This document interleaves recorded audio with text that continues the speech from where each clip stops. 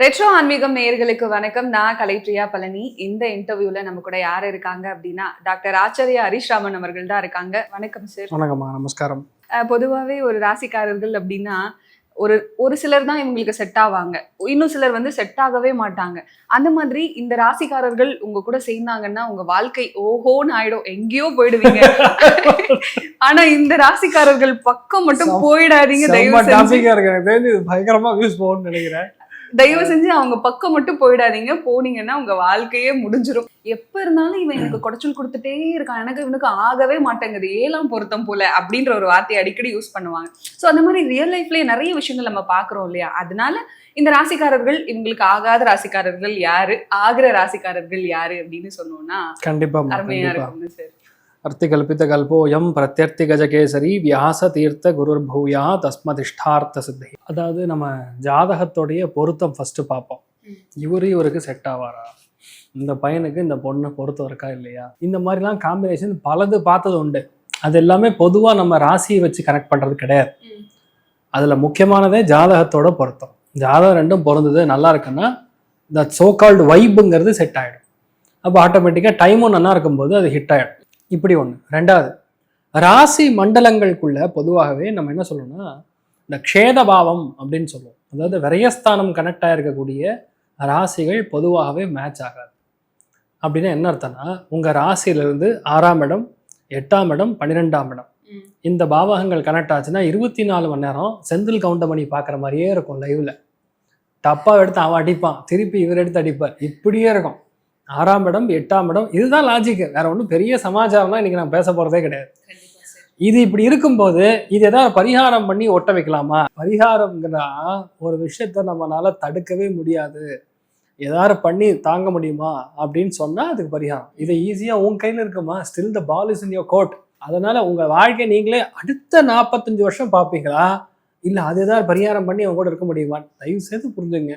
அந்த மாதிரி ஜாதகங்கள் செட் ஆகாதுன்னா பளிச்சுன்னு செட் ஆகாதுன்னு நான் சொல்லிட்டு இருக்கேன். என்னதான் சொன்னாலும் உங்க பொண்ணு கண்டிப்பா அந்த பையனோட தான் கல்யாணம் ஆகும். ஏன்னா ஜாதகத்துல பூர்வ புண்ணிய பிராப்தம்னு ஒன்று இருக்கு. எப்பெல்லாம் ஜாதகத்துல பெண் ஜாதகத்துல செவ்வாய் ராகு செவ்வாய் கேது சேர்ந்ததுன்னா 100% லவ் மேரேஜ் தான். No doubt. 200%. அதாவது 5 டிகிரிஸ்க்குள்ள 2 பேருக்கும் கன்ஜங்ஷன் இருந்ததுன்னா கண்டிப்பா லவ் மேரேஜ் தான். இதுவே பையன் ஜாதகத்தில் பார்த்தீங்கன்னு வைங்க, சுக்கிரனும் கேதுவும் சுக்கிரனும் ராகுவும் சேர்ந்ததுன்னா கண்டிப்பா லவ். இதெல்லாம் எதனால நான் எக்ஸ்பிளைன் பண்றேன்னா, ஜாதக பிராப்தத்துல கட்டத்துல 10க்கு 10 பொருத்தம் இருக்கான்னு பார்க்கறதுக்கு முன்னாடி பேசிக்கான பிராப்தமே லக்ன பிராப்தம், ராசி பிராப்தம், matching. That's what is called. இப்போ என்ன சப்ஜெக்ட்னா, எந்த ராசிக்கு எந்த ராசி மேட்ச் ஆகாதுன்னு கேட்குறாங்க. விச் இஸ் இன்ஃபேக்ட் இது வேற ஒரு ஆங்கிள் மேட்சிங்கும் சொல்றோம் நம்ம. இப்போ 12 ராசிக்காரர்களுக்கும் எந்தெந்த ராசிக்கு எந்தெந்த ராசிகள் ஆகாது, எந்தெந்த ராசிக்கு இந்த ராசிகள் ரொம்ப செட் ஆகும் அப்படின்னு சொல்லிட்டு பார்க்கலாம் சார். சிம்ம ராசிக்காரர்கள், இவங்களுக்கு ஆகாத ராசிகள் யார் யார் சார்? ஆகாத ஒரே ராசினா மீனம் தான். சிம்மத்துக்கும் மீனத்துக்கும் ஏணி வச்சாலும் எட்டவே எட்டாது.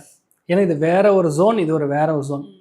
இவங்க வந்து என்ன பேசுவாங்க, காதலை பத்தி, ஆளுமையை பத்தி, சந்தோஷத்தை பத்தி, மக்கள் எப்படி இருக்கணும், நம்ம வீட்டில் குழந்தைகள் எப்படி இருக்கணும்னு பேசுவாங்க. அவங்க எல்லாத்தையும் இழக்கிறத பத்தி பேசுவாங்க, எல்லாத்தையும் தியாகம் பண்றதை பத்தி பேசுவாங்க, ஆன்மீகத்தை பத்தி, சன்னியாசம் எப்படி இருக்கணும்னு. டேய் நான் என்ன பேசுறேன், இந்த மாதிரி சம்பந்தமே இல்லாத ஒரு கேட்டகரின்னு சொன்னா சிம்மமும் மீனமும். 24 மணி நேரம் மீனம் வந்து சிம்மம் கிட்ட புலம்பும். இதனால அந்த டார்ச்சர் தாங்க முடியாம எஸ்கேப் ஆயிடுவாங்க. இதனால பொதுவாகவே சிம்மமும் மீனத்துக்கும் செட்டே ஆகாது, ஜெல்லே ஆகாது. ஃபெவிகால் போட்டு ஒட்டாலும் சரி ஒட்டாது. ஆனா இவங்களா போய் ஒட்டிக்க ட்ரை பண்ணுவாங்க மீனம் மட்டும். ஏன்னா அவங்களுக்கு வந்து குறை சொல்றதுக்கு ஆள் இருக்காது. மீனம் ஒரு அருமையான ராசி, இந்த கேட்டகரியோட செட் ஆகாது, புரியுதா? அதனால பொதுவாகவே சுத்தமா பிரச்சனை தான். 24 மணி நேரம் பிரச்சனை, அழுக. ஒரு பாரத்தை வந்து சிம்மம் எப்பவுமே கையில வச்சுக்கணும், மீனத்தை தான் வச்சுக்கணும். இவங்க ஒரு பேர்டன் அப்படின்னு சொல்லுவாங்கல்ல, அந்த பேர்டனா ட்ரீட் பண்ணக்கூடிய ஸ்தானம் யாருன்னா மீனம் தான் சிம்மத்துக்கு. அதனால இது ஆகவே ஆகாது, ரொம்ப கவனமா இருக்கும். அதோட சேர்ந்த ஜாதிகள் இருக்குல்ல, விருச்சிகமும் சரி கடகமும் சரி, இதெல்லாம் அது கூட சேர்த்தது தான். அதனால பொதுவாகவே இவங்க நான் கொஞ்சம் பிரச்சனை தான் கொடுக்கும். அவர் வேணான்னு சொன்னாலும் அது நடக்கும். இதோட ரொம்ப கடுமையானது நமக்கு வந்து ஓரளவுக்கு எனக்கு டஃப் கொடுக்குறான், இவன் ரொம்ப பிரச்சனை பண்றான்னு சொன்னா மகரம். டஃப் கொடுப்பாங்க, பிரச்சனை கொடுப்பாங்க, ஏட்டிக்கு போட்டியா இருப்பாங்க. மகரத்தை கையில வச்சுக்கிட்டாங்கன்னா 24 மணி நேரம் ஹெல்த்ல பிரச்சனை வரும். சிம்மத்துக்கும் மகரத்துக்கும், சிம்ம ராசி நண்பர்கள் மகர ராசி நண்பர்களோ இல்லை இந்த மாதிரி யாராவது கூட இருக்காங்கன்னா உங்களுக்கு ஹெல்த் பிரச்சனை வரும், கடன் அதிகரிக்கும், எதிரி பகை அதிகரிக்கும். இவனாலேயே அவன் பாட்டு போயிட்டு இருப்பான், போய் மண்டபம் தட்டி எப்படா இருக்கேன் கொழுப்பத்தியா அப்படி. நான் பண்ண சொல்ல, எங்க ஹவுஸ் ஓனர் பண்ண சொன்னாரு. ஹவுஸ் ஓனர் சிம்மமா இருக்கும், மாட்டிப்பான். டேய் நான் எங்கடா சொன்னேன் அப்படின்னு அவன் வந்து கேட்பான். இப்படி ஒரு டிஃபரெண்டா போகும். ஏன் நடக்குன்னே தெரியாது, ஆனா நடந்துட்டு இருக்கும்.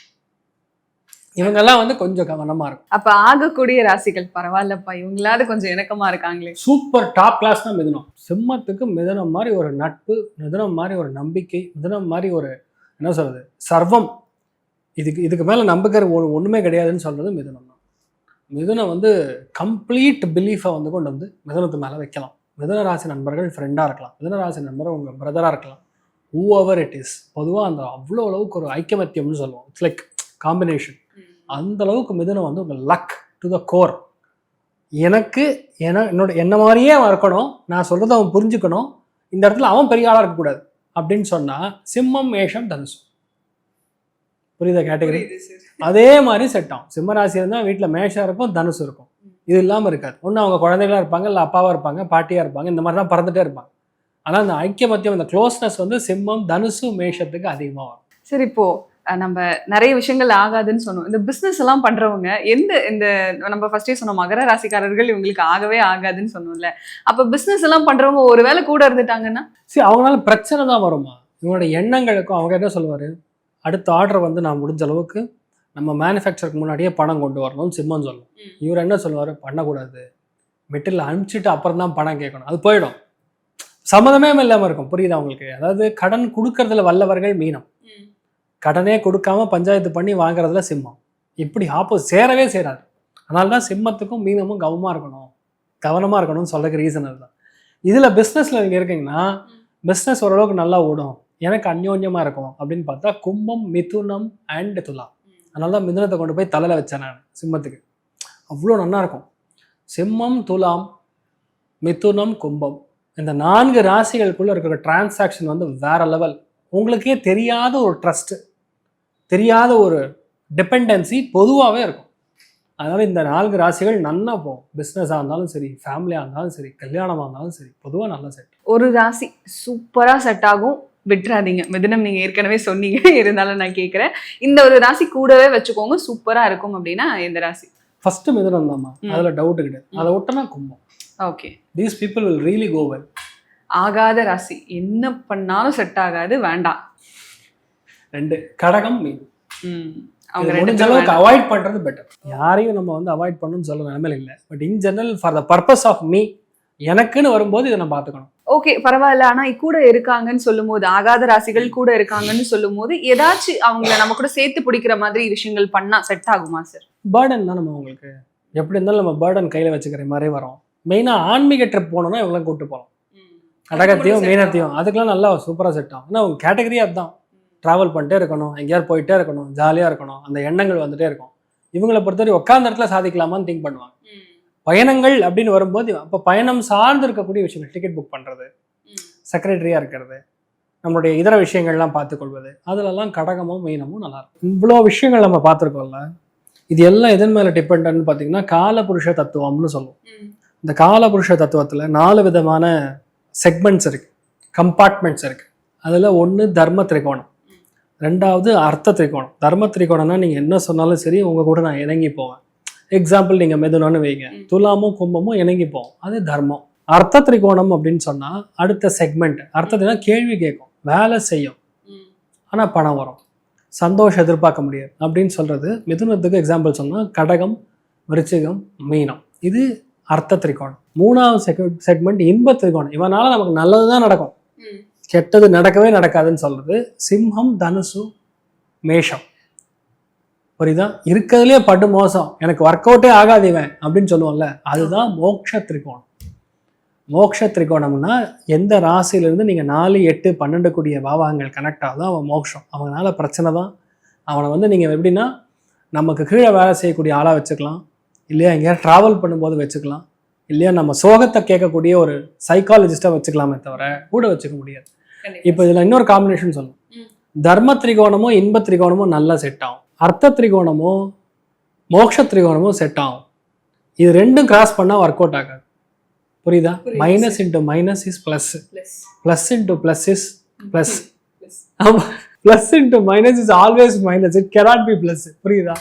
அதனால எந்தெந்த ஆள்கள் யார் யார் அதை வச்சுதான் இந்த லாஜிக் இவ்வளவு நேரம் எக்ஸ்பிளைன் பண்ணியிருக்கேன். நீங்க உங்க லைஃப்லயே போட்டு பேட்டர்ன் போட்டு செக் பண்ணாலும் இது இப்படிதான் இருக்கும், வேற மாறவே மாறாது.